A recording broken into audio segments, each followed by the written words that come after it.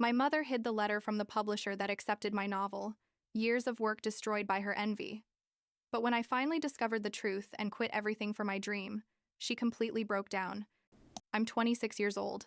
I work in advertising, and I guess what I'm about to tell you is something I should have said to my mom years ago. But the truth is, I never had the courage until I literally had no other choice. The thing is that my whole life, for as long as I can remember, I've wanted to be a writer. And not in that casual way where everyone says they're going to write a book someday. No, I really wanted it. It was the only thing that mattered to me. When I was 19, I started writing my first real novel. Not those things you write in high school that are basically garbage, but something that I thought could be good, that could mean something. I studied literature in college, graduated with honors, and the whole time my dad supported me, told me he trusted me, that he knew I was going to make it.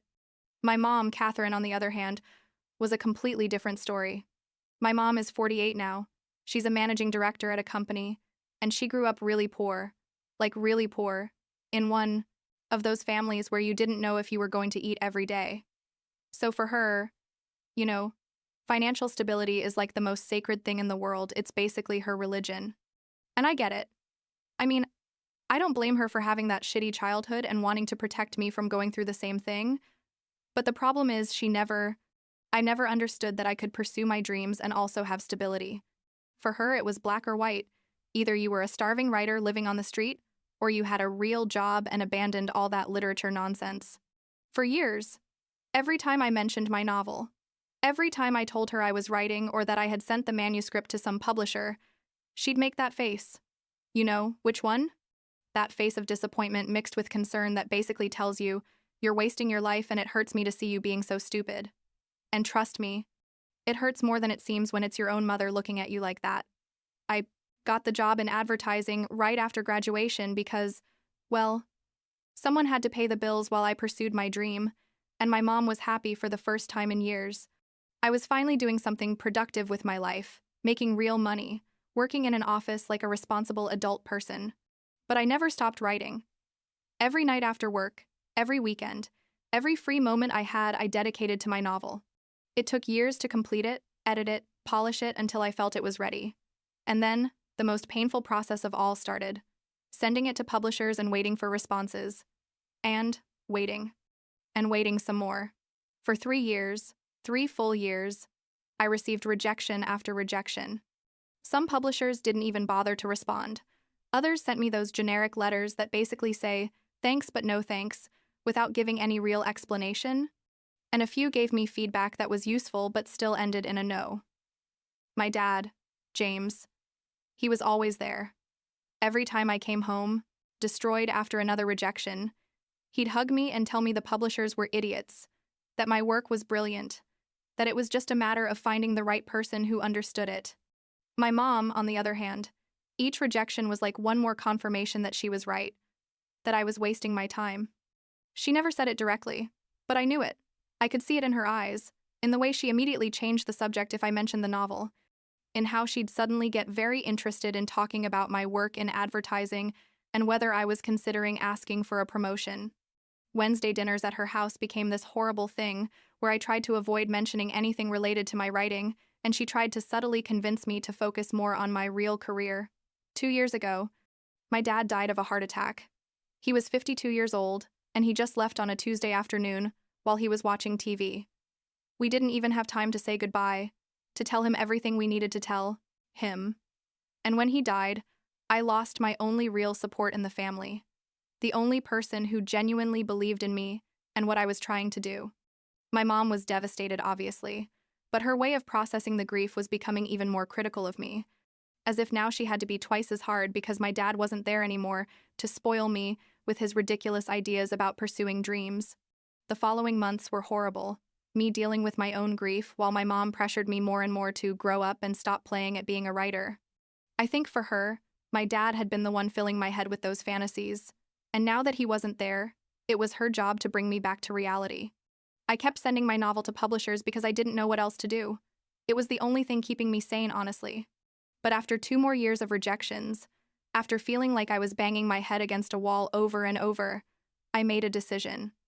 I sent the manuscript to one last publisher, One of the big ones. I'd always wanted to read it but never had the courage to contact. And I told myself that if they also rejected me, that's it.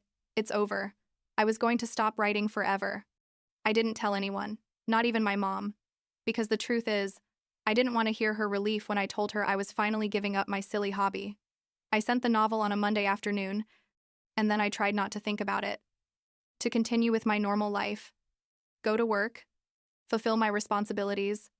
Act like I wasn't dying of anxiety inside. Waiting for a response.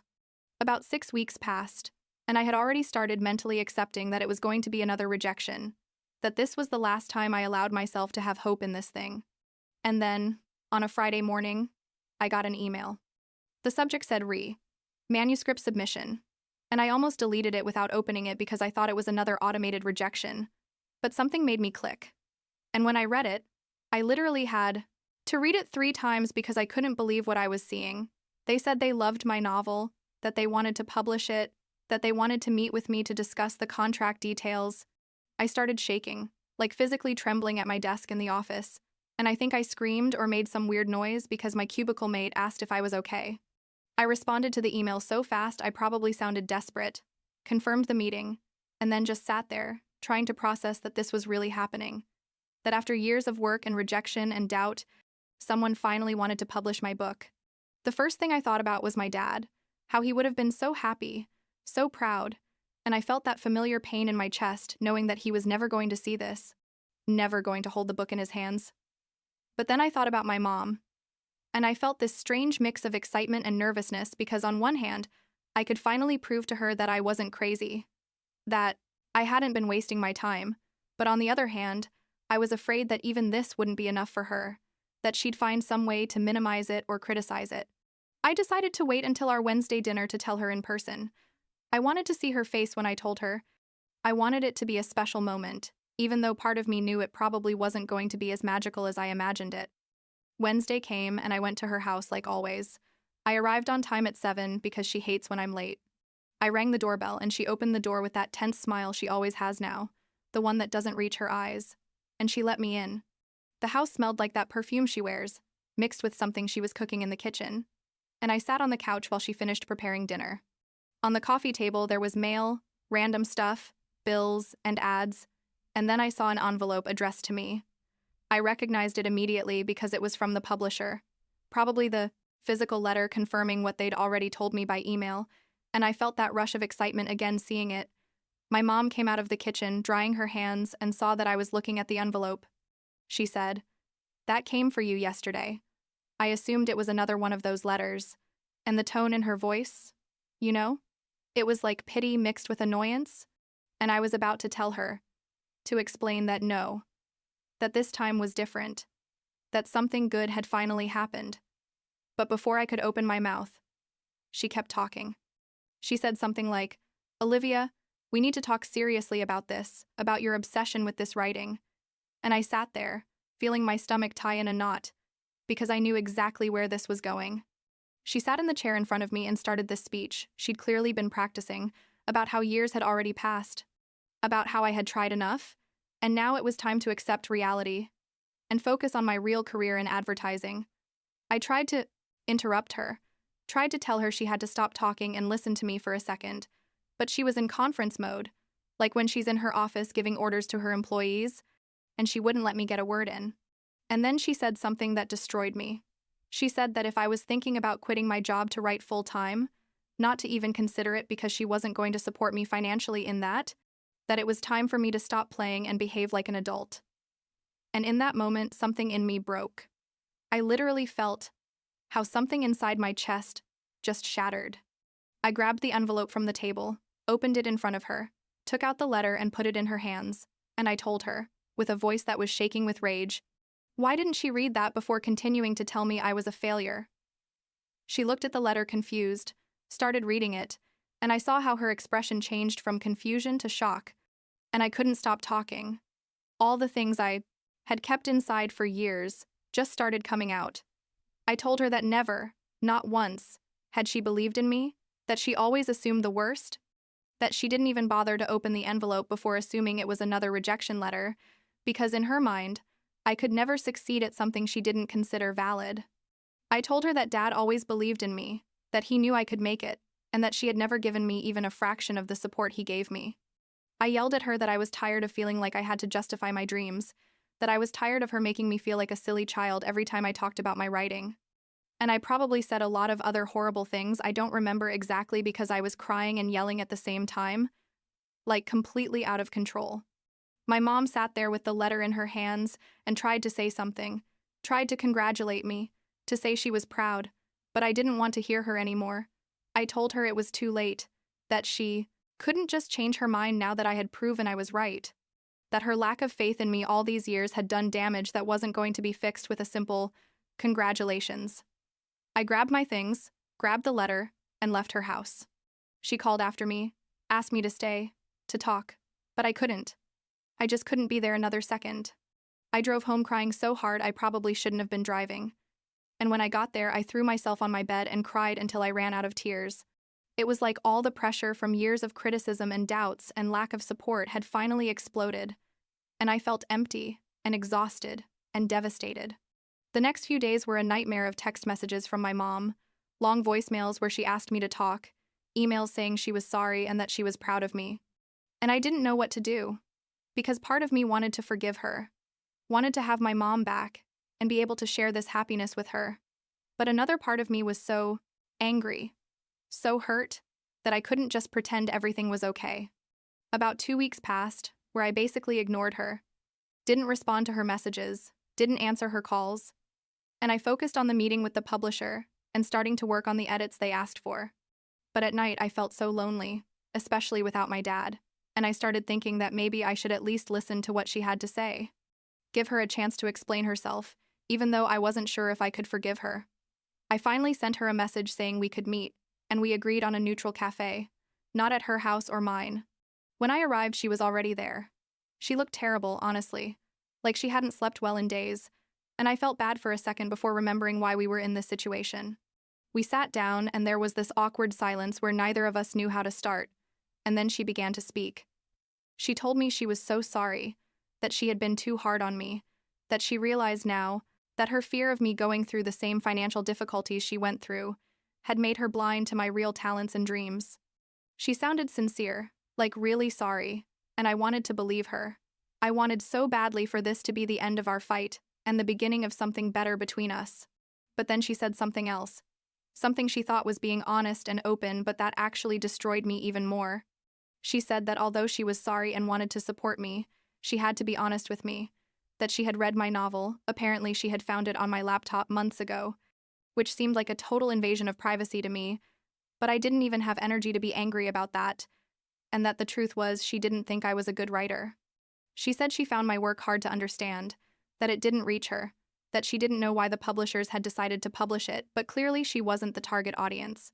And she said all this as if it were some kind of honest therapy, as if she were doing me a favor by being real with me, apparently not realizing that she had just destroyed me again. I sat there looking at her and felt how everything inside me just collapsed.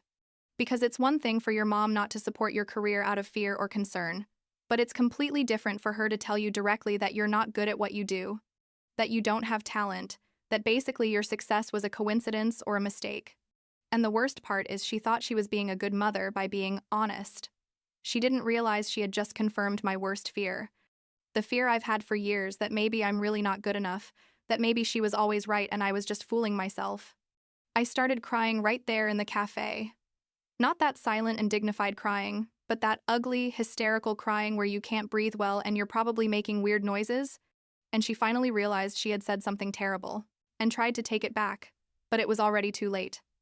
I got up from the table, left money for my coffee even though I hadn't even touched it, and left the cafe while she called after me. I heard her running behind me trying to catch up, but I didn't stop. I couldn't stop, because if I did, I was going to collapse completely right there on the street. I got to my car, got in, locked the door, and just sat there crying for what seemed like hours but was probably only like 20 minutes.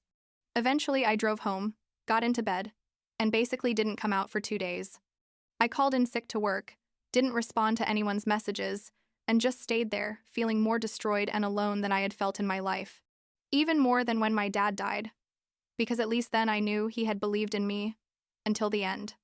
The next few days were weird, Me trying to process everything that had happened and my mom sending increasingly desperate messages. I finally responded to her. Not because I had forgiven her, but because I needed to tell her some things. We had an awkward phone call where I told her I needed time, a lot of time, to think about whether I wanted to have any relationship with her after all this. And during that call, almost casually because I didn't care about hiding anything anymore, I told her I had quit my job in advertising. I had made that decision right before our fight at her house. Because the publisher had offered me a decent advance and I wanted to focus full-time on my writing, on editing the novel, and starting the next one.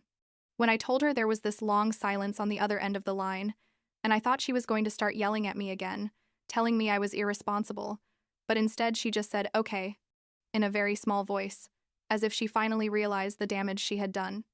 Another week passed, where I basically immersed myself in the editing work, meeting with my editor, working on the changes they asked for, trying to focus on the positive that my dream was finally coming true.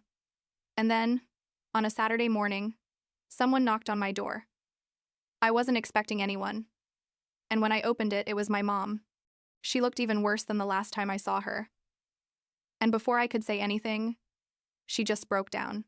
She started crying, like that deep crying that comes from somewhere very inside you, and she told me she was so sorry, that she didn't know how she had been so cruel, that she had been thinking about everything she had said to me and realized how horrible it was.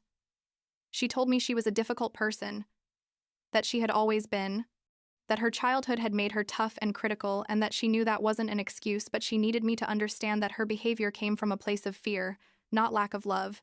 She said that when I was born, she swore that I was never going to go through what she went through, that I was always going to have security and stability, and that had become an obsession for her to the point where she couldn't see anything else. She said my dad was always the one who balanced that, who made her see when she was being too hard, and that since he died, she had realized how much she had depended on him to be a better person. And then she told me something that surprised me. She said that she had also had dreams when she was young, that she wanted to study art but her parents told her it was a waste of time, that she needed something practical, something that put food on the table, and that seeing me pursue my dreams despite her criticism reminded her of everything she had sacrificed, and that maybe part of her was resenting that, my courage to do what she never could. And hearing her admit all this, seeing her so vulnerable and broken, something in me softened. It doesn't mean everything she did was okay, and it doesn't mean the pain magically disappeared, but I could see for the first time that she was a complicated person with her own trauma and fear, and that, although that didn't excuse her behavior, at least it explained it. I told her we needed help, that we couldn't fix this alone, that our relationship was too damaged and we needed therapy together if we were going to have any hope of building something healthy. She agreed immediately, said she would do whatever was necessary, and for the first time in weeks, I felt like maybe, just maybe, we could find a way out of this. We started therapy the following week, and it hasn't been easy. Not at all. There are sessions where we relive all the pain and disappointment, where my mom has to hear how her words affected me, and I have to hear about her fears and traumas. It's uncomfortable and painful, and sometimes I want to give up. But we're trying. We're both really trying. My book comes out in 3 months. We've finished all the edits, and the cover design is beautiful. And although my mom still doesn't completely understand my work, she started making the effort to at least ask about the process, about how everything is going. And although her questions are basic and sometimes show that she really doesn't get what my novel is about, the effort counts. Yesterday, she asked me if she could come to the book launch, and when I told her yes, that of course she could, she started crying again and told me she was proud of me. And this time, for the first time in my life, I believed her.